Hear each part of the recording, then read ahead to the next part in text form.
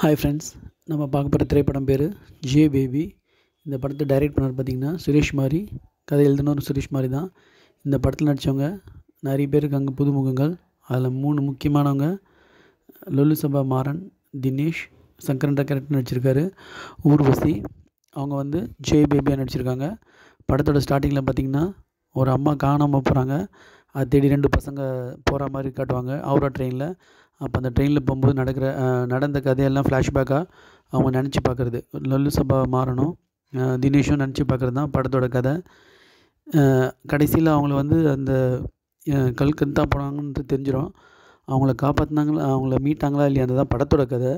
ஆனால் இந்த படத்தில் வந்து பார்த்திங்கன்னா கதைன்றதோட ஊர்வசி வந்து பெரிய ஒரு பிக் ஷிப்போட கேப்டனாக அவங்க இருந்திருக்காங்க.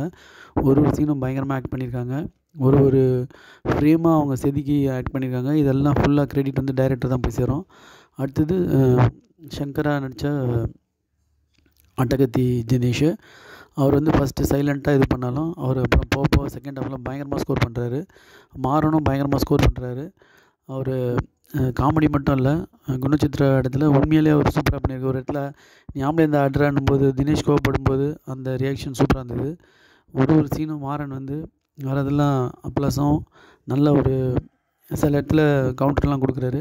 இவங்க 3 பேரும் வந்து பயங்கரமாக இந்த படத்தை வந்து இது பண்ணியிருக்காங்க.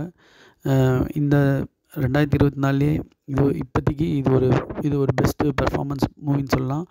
ஊர்வசியோட ஃபுல் பெர்ஃபார்மன்ஸ் எக்ஸலண்ட்டாக இருந்தது. அந்த கடைசியில் கோட் சீனு, அப்புறம் அந்த 999 கூப்பிட்றது, அது மாதிரி எக்ஸலண்ட்டான ஒரு ஸ்கோரிங் பண்ணியிருக்காங்க. அவங்கள ஒரு ஆஸ்பத்திரியில் விடும்போதும் அவங்க எக்ஸலண்ட் ஸ்கோரிங் பண்ணியிருக்காங்க. இவங்க வந்து மூக்குத்தி அம்மன் இதுக்கு முன்னாடி நடித்தது ஒரு நல்ல இது வந்தது. அதுக்கப்புறம் இந்த படத்தில் வந்து ஒரு பெஸ்ட் ஆக்டிங் பர்ஃபார்மன்ஸ் அவங்க பண்ணியிருக்காங்க.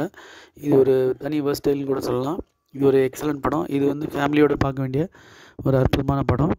Must watch movie friends. Thanks friends.